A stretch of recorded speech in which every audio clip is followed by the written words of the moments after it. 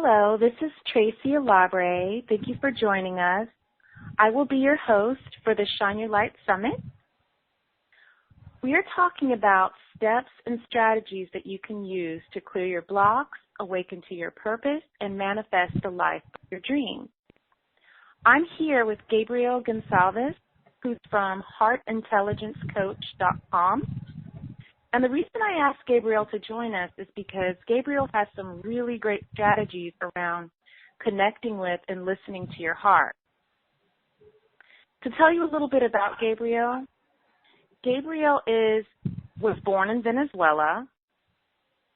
He's a coach, author, and the founder of Heart and Mind Consulting, where he helps people to create a life they love. He's a leading expert in heart intelligence coaching, which is a path to personal development that is heart-centered, integral, results-oriented, and deeply transformational. His coaching style combines his experience and passion for personal development, spirituality, and the performance arts.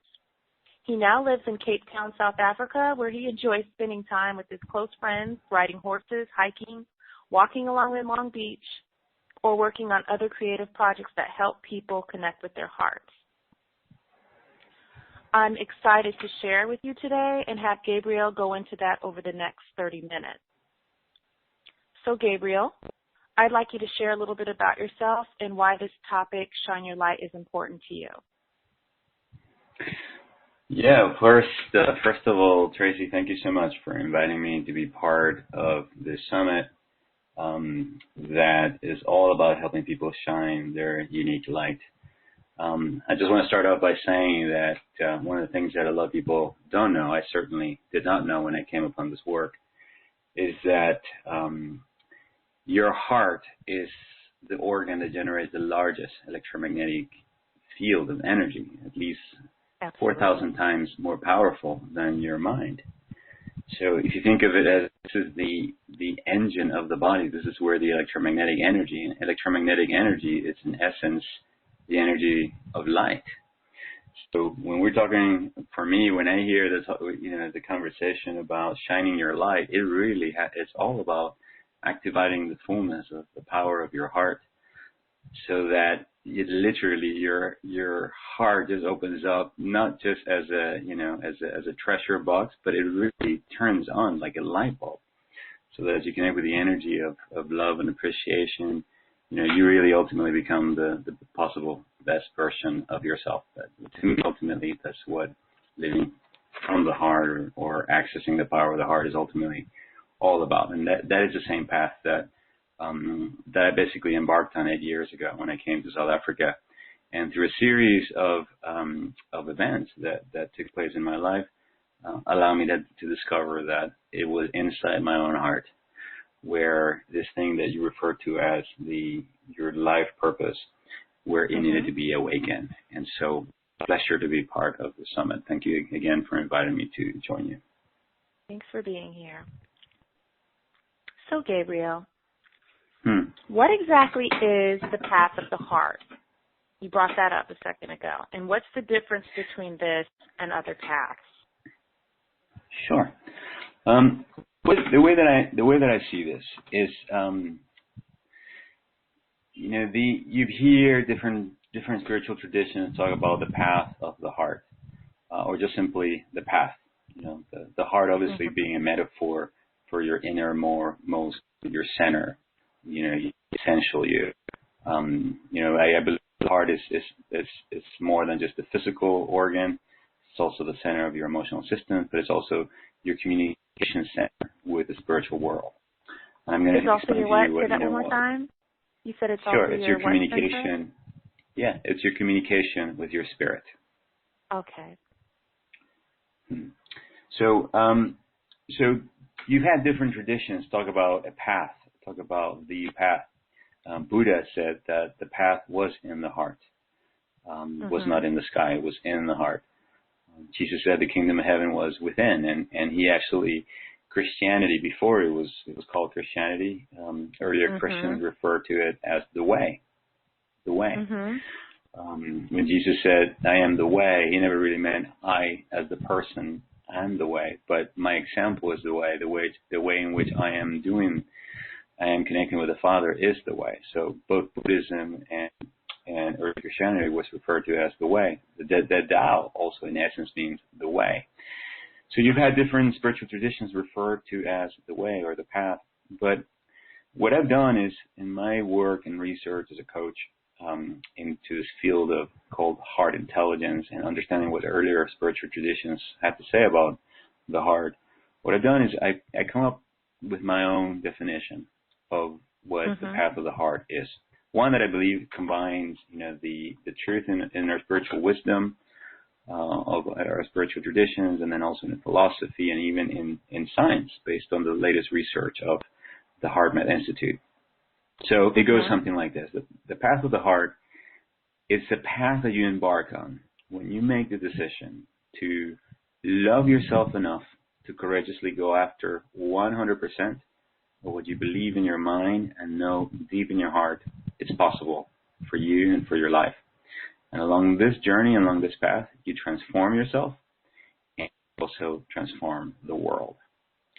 So what's important about what I'm saying is that it is a path of love in the sense that it begins with you loving yourself enough to go after that purpose, that dream, that deep desire that you have within yourself, that awaken that seed. And then obviously the journey that you embark on once you make the decision basically to follow that. Wow.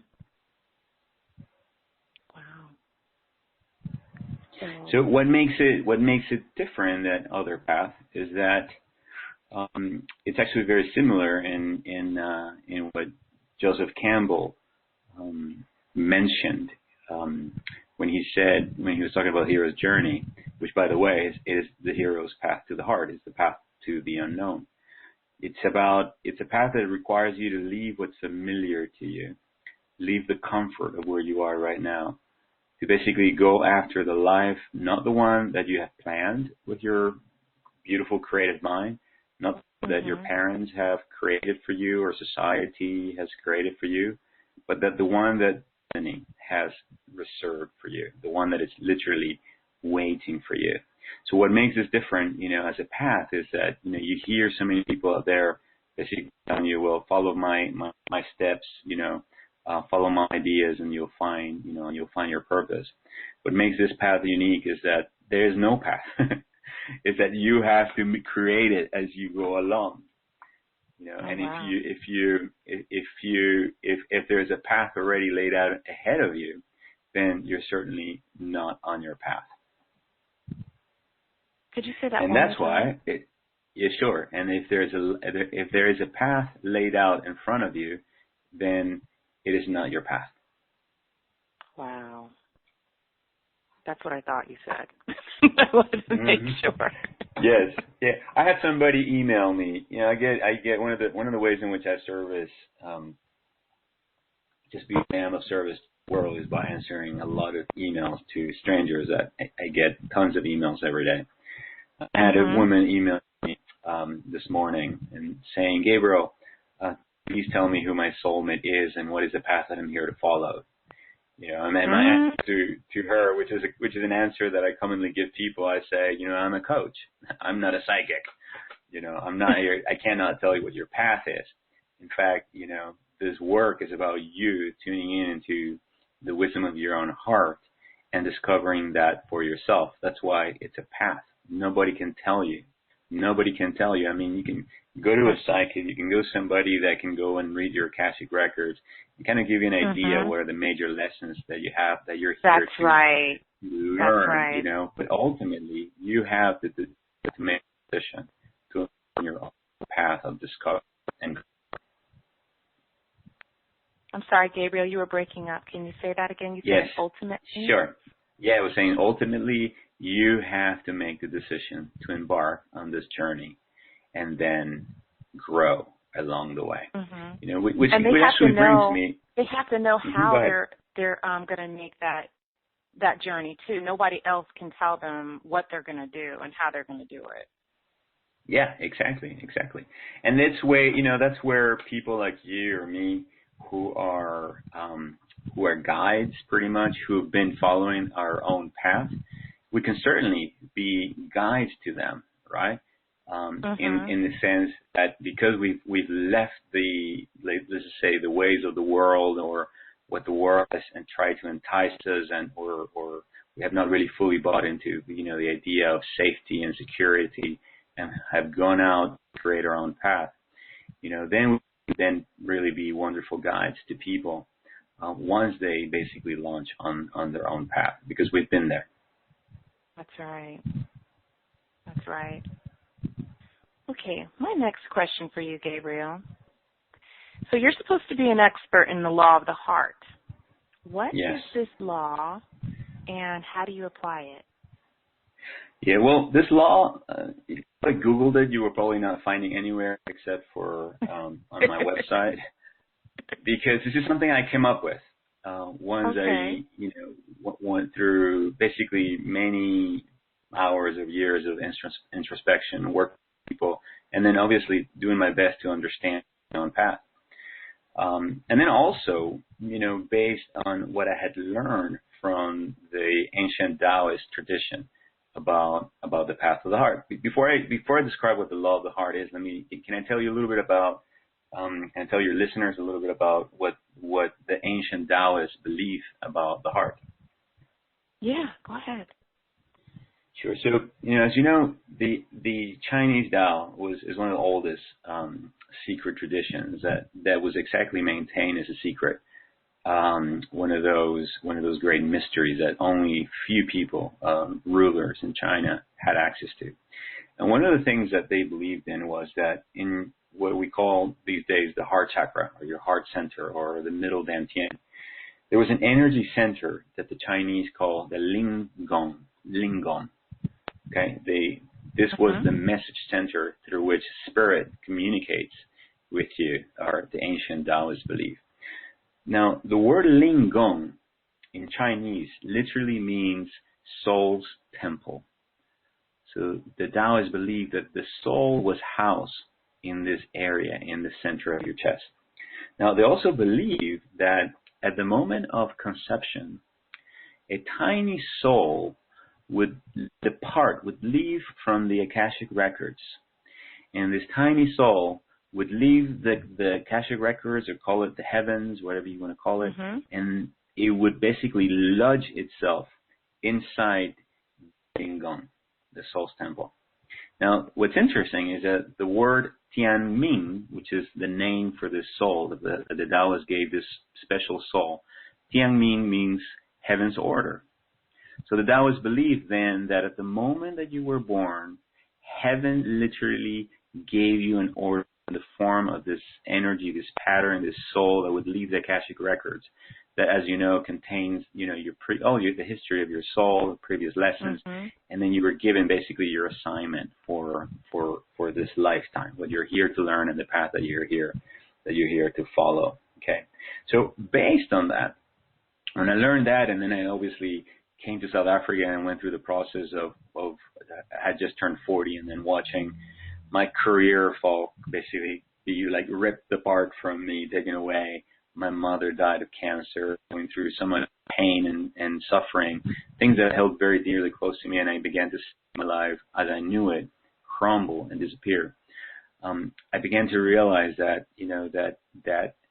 that it was my connection with this soul, with this message center in my heart, that what allowed me to basically move through that trauma or that crisis or that period of my life into where I am right now. And so I'm kind of sharing you to give you a little bit of a backstory about this law, of how I came up with it. So the way that I define this law, this thing that I call the law of the heart, then basically says that within your heart there's a treasure or a seed that contains the destiny that you're here to manifest. And that this treasure lies dormant within you, already accomplished, and it's only awaiting the expression in the physical realm by virtue of three things: your perception of it, the choices that you make, and the action that you take from a united state of heart and mind. So I'm going to go ahead and read it now because I kind of made a few pauses. The law of the heart says that within your heart, there's a treasure or a seed containing the destiny that you're here to manifest. This treasure lies dormant within you, already accomplished, only awaiting expression in the physical realm by virtue of your perception of it, the choices that you make, and the actions that you take from a united state of mind. So, in essence, the 3 steps that you need to take if you want to activate this law is, number 1, you have to perceive this treasure. To perceive means to seize, to get a hold of. Yeah, okay. So the second thing then, you must be willing to make a choice. You know, that, for example, the way that played out for me when I came to South Africa 8 years ago, and my life as I knew it fell apart, one thing I knew for sure was that I did not want to go back to my previous life that I had in LA in the entertainment industry. You know, I didn't know what my path was at that time, but all I knew is that it was where I was. So at that point, I made a decision. I made the choice. I'm not going to follow the path that I've been following up until now.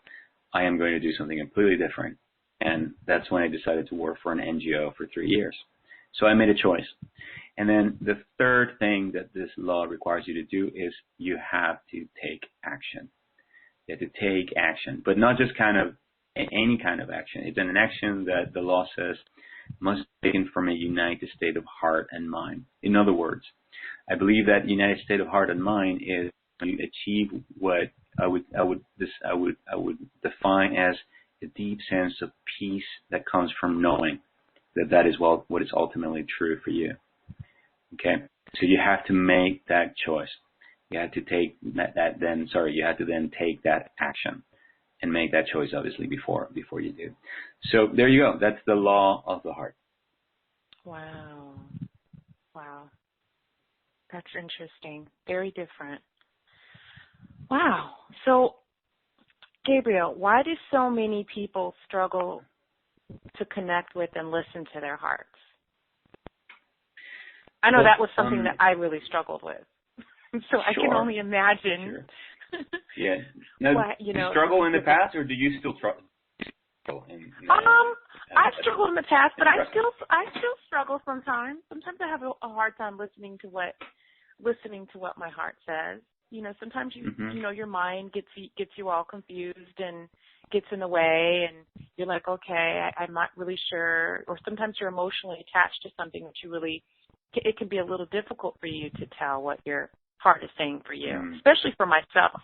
I can give advice to people all day long, but I can't always give myself advice. Just saying.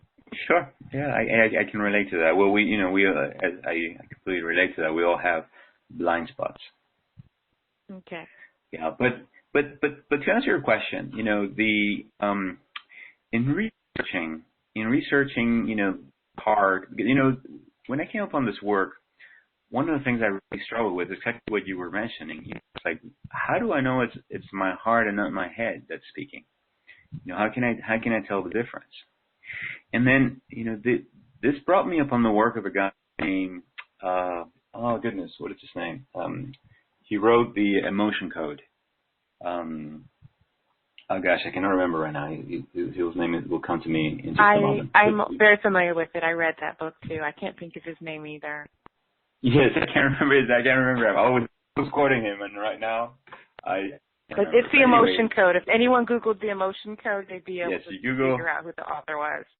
He's the only one that wrote that book. Nielsen. His surname is Nielsen. Yes. Okay. Well, whatever. Well, you can just find it. So one of the things he talks about in there is this idea that there's an electromagnetic wall around the heart. Literally, it's created by the unconscious mind in order to protect the most vulnerable yet powerful center of your heart. So based on Bradley Nielsen, that's his name. I knew it was, his name is Bradley Nielsen, the author of the Emotion Code. So one of the things then that I discovered was that your heart, my heart, our human heart, has 3 layers. Okay. Now, it doesn't really have 3 layers, like energetically, but let's just say this is symbolically so that we can understand how this plays out. So first, you have an external layer, all right, that I call the area of superficial emotions. What are these? These are the emotions that are literally created by the mind. And, in other words, I would call these, you're experiencing the feeling of your thinking.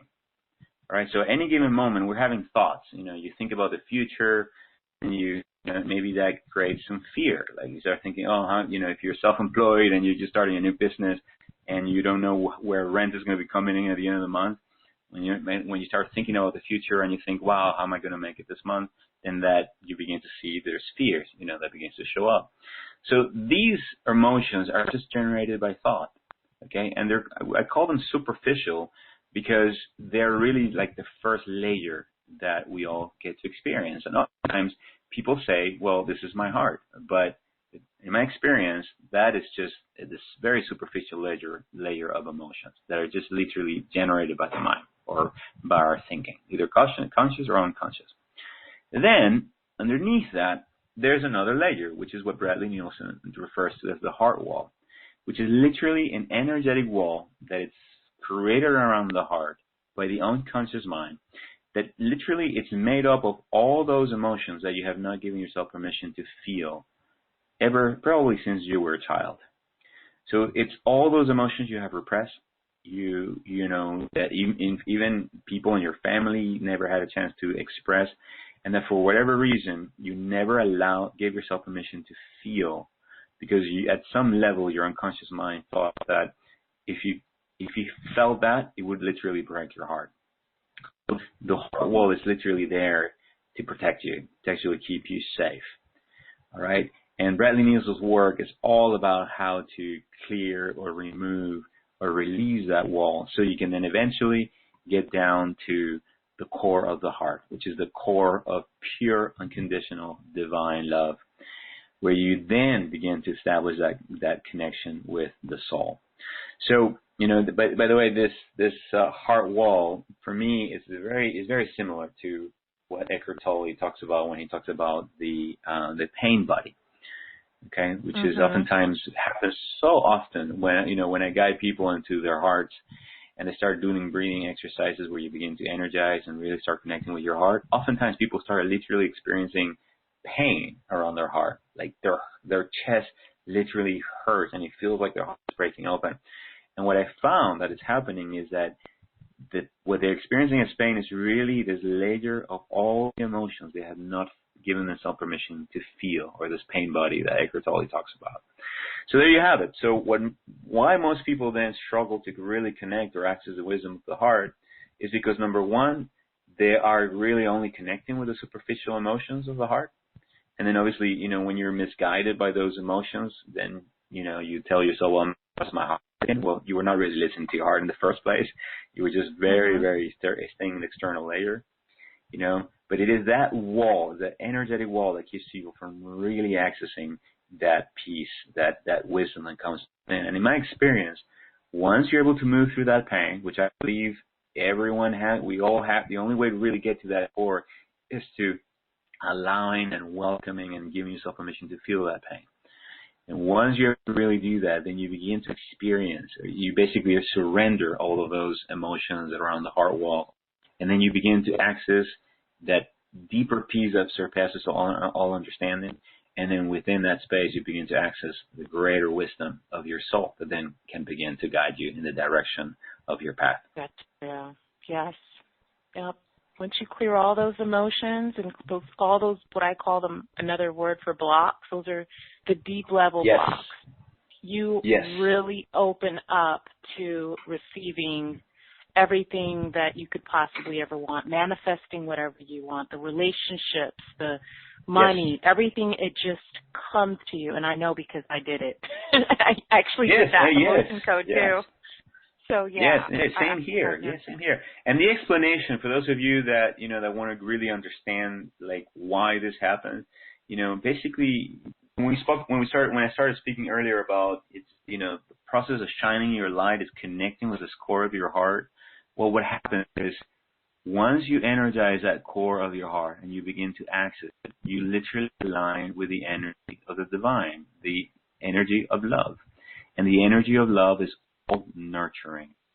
It's all nurturing. So at that moment, you begin to basically be nurtured by the universe.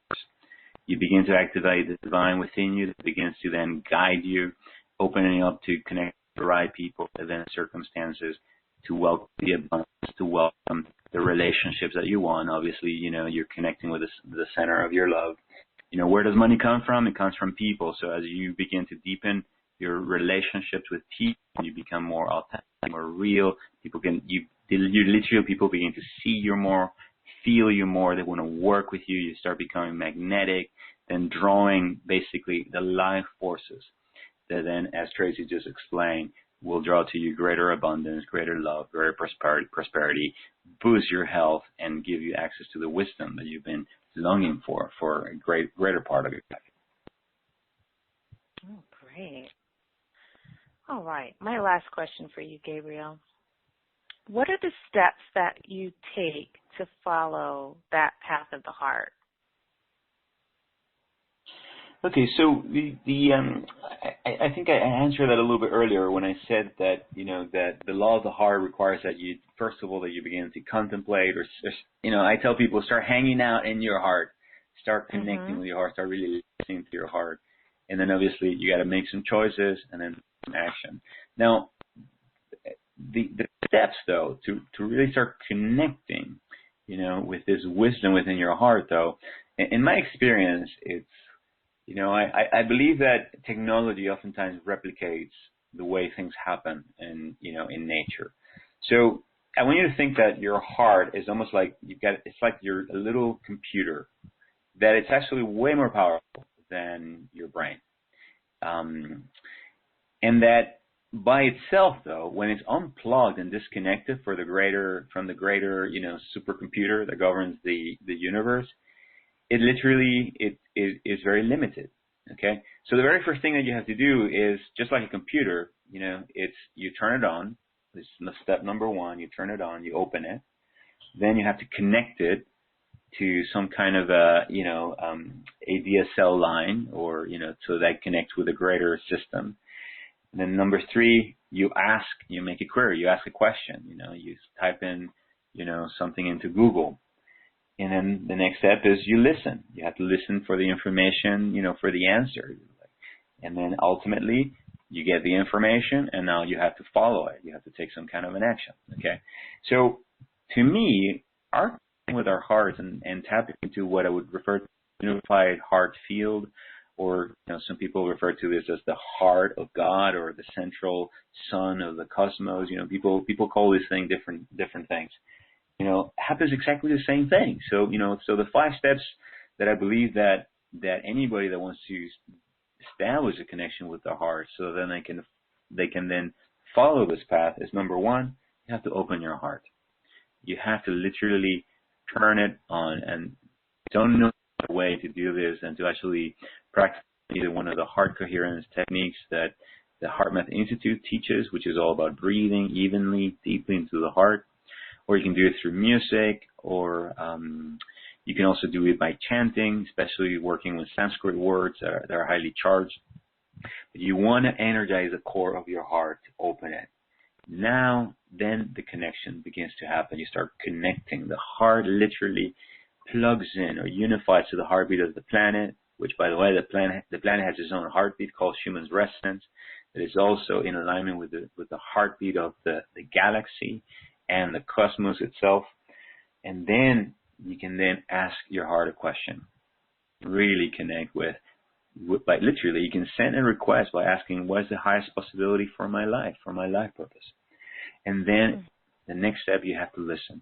You have to be now that you have to ask a question about a relationship, about a deal you might be making, about a person that you like, about, whatever that it is, that, that important decision you want to make. You have to listen. You have to become now receptive. Notice that your heart has a leapt up. You send one sends blood, the other one receives it. So you send your question. Now you have to go quiet and listen. Listen for the feedback, and listen as if your life depended on it, because oftentimes your life does depend on that answer. And then once the answer comes, which may come in the form of a thought, a feeling, a sensation, or oftentimes, for me, just a deep knowing what I know I must do. Then once that, then the last step is you have to follow. You have to then take the action. Take the action right away. Don't wait. Do it while you're feeling the impulse where the emotion is there. Don't wait. Don't delay it. Your heart is giving you always information about this moment right now, the highest possible outcome. Okay. So those are the 5 steps. Number 1, you got to open your heart. Number 2, connect with your heart. 3, ask a question. 4, listen. And then number 5, follow the guidance by taking some kind of an action. Awesome. Thank you for that, Gabriel. Gabriel, do you have any words of wisdom for the audience? Words of wisdom. More than I've ever Words of wisdom.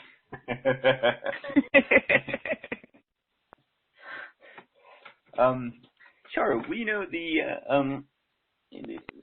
There's a lot of conversation these days about in the life of your dreams. Okay. Mm-hmm. And I want to invite people to kind of turn that a little bit around. Oftentimes our dreams are not our dreams. Oftentimes our dreams are our parents' dreams, or our society's definition of what success is. So I want you to let go of trying to let go of the life of your dream, and instead, think in terms of manifesting a life that will allow you to express the most amount of joy and love. Okay, which will be completely unique to you. Okay, so now you let go of this idea of other people's dreams and just focus on the feeling of love and joy. Because here's the thing, within your heart, the primary energies within your heart are the energy of love and joy. So the moment you start asking that question, what would be the most, what's the kind of life that you could create, right now, today, this year, where you get to feel the most joyful and loving. And if you ask your heart that question, your heart will then begin to give you, little nudges of wisdom and guidance, and bring people, events, circumstances, books, television programs that begin to allow you to connect with that joy and that love right now. And then that energy, that feeling, that emotion, love and joy begins to be then what begins to guide your decisions, as opposed to just some image about some future dream. So the whole idea is that, you let go a little bit of this thing that we call the dream, and instead bring yourself into feeling the love and the joy within your own heart, and asking your heart, what can I do today to make my life more loving, more joyful? And then listen. And then obviously take action. So that's the best little bit of a piece of advice I can give right now. It's a great way to start connecting in a very simple way, with the joy and the love of your heart, rather than some future dream that may take many, many, many years to create and accomplish. That's right. Well, this is what you can do now. Awesome. Mm-hmm. So, Gabriel, I know you have a gift you want to share with the audience today. There's a link to it in the email. Can you go ahead and share a little bit about what it is and what it's all about? Sure. I've created a free online training, mostly made out of audios and 3 videos. Where I actually go in much greater detail about some of the concepts and ideas and processes that I'm sharing here with you today. And this is available at the Academy. I created an online training academy called the Academy for Applied Heart Intelligence, where people can. Can you say that again, Gabriel? You were breaking up. Sure. You got to say. Yeah, sure. It's called the Academy for Applied Heart Intelligence. The website is www.appliedheartintelligence.com. Appliedheartintelligence.com. Once you're there, you'll see a sign where you can register for free, and then you access to 10 lessons, 7 audio lessons and 3 video lessons, where I basically share my own personal journey of discovering the law of the heart, and how, what happened when I moved to South Africa 8 years ago, where you also get to download some guided meditations and processes, all designed to ultimately help you follow the path of the heart. That's exactly the name of this gift. It's a free online course and training on how to follow the path of your heart. Oh, awesome. Thank you for that. My name is Tracie Alabre, your host from the Shine Your Light Summit. I'd like to thank you all for joining us, and thank you, Gabriel, for joining me. Thank you, Tracie. It's been a pleasure. Okay, tomorrow in your inboxes at 7 a.m., you'll find our next interview waiting for you. I can't wait to have you join us again. See you all then.